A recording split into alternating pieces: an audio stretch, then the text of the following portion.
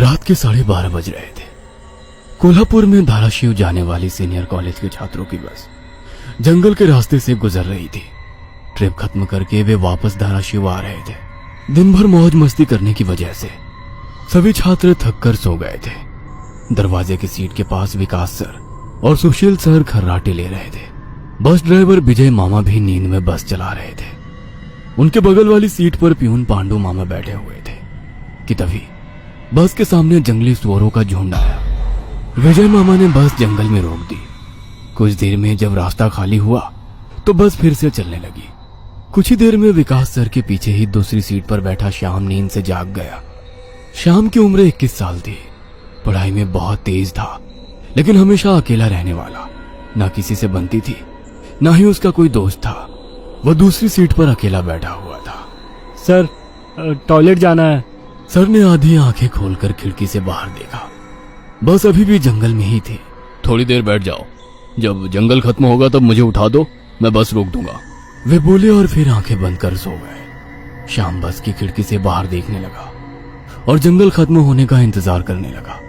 कुछ ही देर में जंगल खत्म हुआ और बस वीरान जगह पर आ गई। उसने विकास सर को जगा दिया और उन्होंने ड्राइवर से बस को रोकने के लिए कहा। जैसे ही बस रुकी, विकास सर बोले, किसी को टॉयलेट होना है तो अभी उतर जाओ, वरना बस सीधे धाराशिव जाकर ही रुकेगी। आवाज सुनकर पिछली सीट पर बैठा श्रीकांत नींद से जाग गया। विकास सर टॉर्च लेकर पहले बस से बाहर उतर गए। उनके पीछे पीछे श्याम और श्रीकांत भी उतरे और वो दोनों अलग अलग झाड़ी के पीछे टॉयलेट करने गए। श्याम टॉयलेट करके वापस आया, लेकिन श्रीकांत अभी भी नहीं आया था कि तभी श्रीकांत जोर से चिल्लाया। उसकी आवाज सुनकर विकास सर और श्याम उसकी ओर भागे, लेकिन तभी श्रीकांत झाड़ी से बाहर आया। क्या हुआ, क्यों चिल्लाए थे? कुछ नहीं सर, चप्पल से होकर कांटा पैर में चुभा। उसकी आवाज सुनकर ड्राइवर और पियून भी नीचे उतरे थे। वो सब बस में वापस चढ़ने ही वाले थे कि तभी एक बाइक बस के सामने आकर रुक गई। अरे भाई साहब, यहाँ के नहीं हो क्या आप? क्या आपको पता नहीं कि इस रास्ते पर लोगों को हमेशा चकवा लगता है? बाइक चलाने वाला बोला। चकवा नाम सुनकर विकास सर बोले, हाँ पता है, हम बस निकल ही रहे हैं। और वो सब बस में बैठ गए। सर, वो आदमी किस चकवे के बारे में बात कर रहा था? प्यून ने अगली सीट से ही मुड़कर विकास सर से पूछा। हिंदी में चकवा मतलब छलावा, छलावा मतलब भूत। कहते हैं जो लोग रात में सफर करते हुए मरते हैं उनकी आत्मा छलावा बन जाती है। छलावा रात को सफर करते हुए यात्रियों को पकड़ लेता है और उन्हें अपने गंतव्य स्थल तक पहुंचने ही नहीं देता। वो बस उन्हें उसी जगह पर घुमाते रहता है। कितना भी भाग लो या फिर गाड़ी तेज भगाओ, आप उसी जगह पर आ पहुंच जाओगे जहां आपको छलावा ने पकड़ लिया था। या फिर वो लोग रास्ते से भटक जाएंगे और उस जगह पहुंच जाएंगे जहां पर छलावा उन्हें ले जाना चाहता है, विकास सर ने बताया। इसके बाद ड्राइवर बोला, और यात्री रात भर उसी जगह पर बार बार घूमते हैं। वो तब तक रास्ता भटकते हैं जब तक सूरज ना उगे। जैसे ही सूरज उगता है उनकी ताकत कम हो जाती है। मेरे कुछ ड्राइवर दोस्त हैं, उनको भी छलावे ने पकड़ लिया था। कहते हैं छलावा बस उन्हीं यात्रियों को पकड़ता है जो थके हुए होते हैं, क्योंकि उन पर हावी होना बहुत आसान होता है ना। फिर तो छलावा बहुत ही खतरनाक है। प्यून घबराते हुए बोला, अरे कुछ खतरनाक वतरनाक नहीं है, ये सब अंधविश्वास है। ड्राइवर जब थक जाता है तो रात में उसे रास्ता समझना मुश्किल हो जाता है, इसलिए उसे भ्रम हो जाते हैं और वो रास्ता भटकता है। इसे ही अनपढ़ लोगों ने भूत यानी चकवा या छलावा का नाम दिया है। विकास सर बोले। यह सभी बातें श्याम और श्रीकांत सुन रहे थे। नहीं सर, छलावे होते हैं और कुछ छलावे तो जानलेवा भी होते हैं। मेरे दादाजी को छलावे ने इतना परेशान किया था कि मरते मरते बचे थे। रात को जितने भी एक्सीडेंट होते हैं उनमें से कुछ ना कुछ एक्सीडेंट छलावे के कारण ही होते हैं। वो रात के बेरहम शिकार होते हैं। यात्रियों की थकान और डर ही उनकी ताकत होती है। शिकारियों की तरह ही वे यात्रियों को डराते हैं, भगाते हैं और उनकी जान लेकर उनका शिकार करते हैं। हमें बस इतना पता चलता है कि कार एक्सीडेंट में उनकी मौत हो गई है, लेकिन मौत का कारण छलावा ही होता है सर। श्याम ने डरावनी आवाज में कहा। सर, इस का कुछ मत सुनो, इसकी बुआ राइटर है, उन्हीं से सुनी होंगी ये बातें। और राइटर लोगों का तो काम ही होता है बातें बनाना, उसी से तो उनका घर चलता है। पिछली सीट पर बैठे श्रीकांत ने कहा। श्रीकांत, चुप हो जाओ और सो जाओ, उन्होंने डांटते हुए कहा।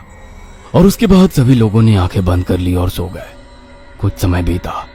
श्याम अभी भी जाग रहा था और खिड़की से बाहर देख रहा था। बस किसी जंगल के बीचों बीच से गुजर रही थी कि तभी उसने देखा कि रास्ते के किनारे एक बंद पड़ी चाय की टपरी है। लेकिन ये चाय की टपरी तो मैंने पीछे भी पहले वाले जंगल में देखी थी। वह मन ही मन बोला और खिड़की के बाहर देखने लगा। तब उसे पता चला कि वो तो वही जंगल है जो वीरान जगह से पहले आया था। वह भागते हुए ड्राइवर के पास गया। विजय मामा नींद में बस चला रहे थे, बीच बीच में आंखें झपका रहे थे। विजय मामा, बस कौन से जंगल में है? होगी किसी जंगल में। रास्ते में जंगल कम है क्या? नहीं मामा, हम वापस उसी जंगल में पहुंच गए हैं जहाँ पर बस के सामने जंगली सुअर आ गए थे। नहीं बेटा, तुम्हें कुछ तो गलतफहमी हो रही है। वो जंगल तो कब का पीछे छूट गया है ना। उनकी बहस सुनकर विकास सर नींद से जाग गए। क्या हुआ श्याम? सर, हमें छलावा लग चुका है। उसने हमें पकड़ लिया है क्योंकि बस वापस उसी जंगल में आई है जहाँ से पहले गुजरी थी। लेकिन विकास सर भी ड्राइवर की तरह उस पर विश्वास नहीं कर रहे थे। सर, अगर आपको मेरी बात पर यकीन नहीं हो रहा है तो बाहर देखो। अभी कुछ देर रास्ते के किनारे एक ट्रक दिखाई देगा जो एक्सीडेंट में पलटी हो चुका है। और कुछ ही देर में रास्ते के किनारे सभी को पलटी हुई ट्रक दिखाई दी। ये देखकर सभी हैरान हो गए थे। ड्राइवर ने भी मान लिया कि श्याम सच बोल रहा है कि तभी जंगल खत्म हो गया और बस वही सुनसान वीरान जगह पर पहुंच गई जहां पर वो कुछ देर पहले टॉयलेट करने के लिए रोक दी गई थी। ये देखकर सभी की आंखें फटी की फटी रह गई थी। विकास सर की तो बत्ती ही गोल हो गई थी। श्रीकांत पिछले सीट से आगे आ चुका था। सबके चेहरे का रंग उड़ गया था। बस अभी भी रास्ते पर चल रही थी कि तभी वो फिर से वापस वही जंगल में पहुंच गई। वह सभी जान गए कि उन्हें छलावा ने पकड़ लिया है। ड्राइवर कोई दूसरा रास्ता मिलता है या नहीं ये देख रहा था, लेकिन फिर भी बस वापस उसी जंगल में आ जाती थी। ऐसा लग रहा था कि मानो पूरी दुनिया में बस वही एक रास्ता है जो घूम फिर कर उसी जंगल में ले आता है। सर, अभी इस छलावे से कैसे निकले? मैंने सुना है कि छलावे से बाहर तभी निकल सकते हैं जब सुबह हो जाए। इसका मतलब हमें रात भर इसी सड़क से गुजरना होगा, जंगल से वीराने में और वीराने से जंगल में। क्यों ना हम सुबह होने का इंतजार करते हुए उसी वीरान जगह पर रुक जाए। ड्राइवर बस चलाते हुए बोला। लेकिन शायद मैंने सुना है कि छलावे में रुकना ठीक बात नहीं है। नहीं सर, मेरी बुआ ने बताया था कि अगर सेफ जगह मिल जाए तो रुकने में कोई परेशानी नहीं है। बस इतना ही पता है तुम्हें? और कोई तरीका नहीं है क्या? है, लेकिन वो अभी के लिए नहीं है। और वैसे भी अगर जिस छलावे ने हमें पकड़ा है, अगर वो कमजोर हुआ तो उसकी शक्तियाँ कुछ ही देर में कमजोर हो जाएंगी और हम छलावे से छूट जाएंगे। फिर वो छलावा हमें नहीं पकड़ सकता। इन सभी की बातें सुनकर सोए हुए सुशील सर जाग गए। अरे क्या हुआ? आ गया क्या मेरा बोरगांव? सुशील सर उबासी लेते हुए बोले।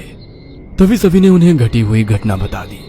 यह सुनकर सुशील सर के तो मानो होश ही उड़ गए। लेकिन तभी ड्राइवर जोर से चिल्लाया, सर, आगे एक गांव आया है।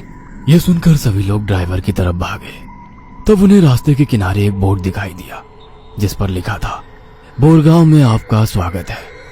यह देख सुशील सर जोर से चिल्लाए, ये तो मेरा गांव है, लेकिन हम यहाँ इतने जल्दी कैसे पहुँचे? हमें तो कोल्हापुर से निकले मुश्किल से 2 घंटे हो गए हैं और मेरा गांव कोल्हापुर से 6-7 घंटे की दूरी पर है।